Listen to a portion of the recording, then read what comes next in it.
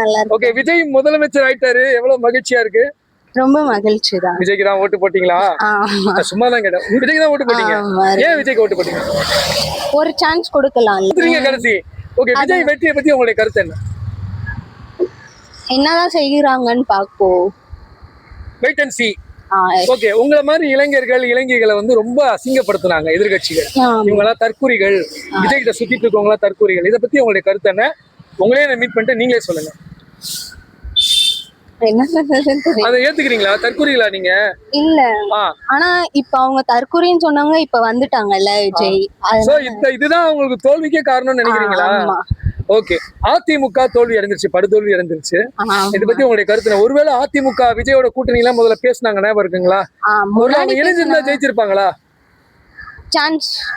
Chance இருந்திருக்கு. கோட்டை விட்டுட்டாங்க. ஓகே, திமுகவின் படுதோல்விக்கு என்ன காரணம்? ஒரு பெண்மணிய தைரியமா அடிங்க.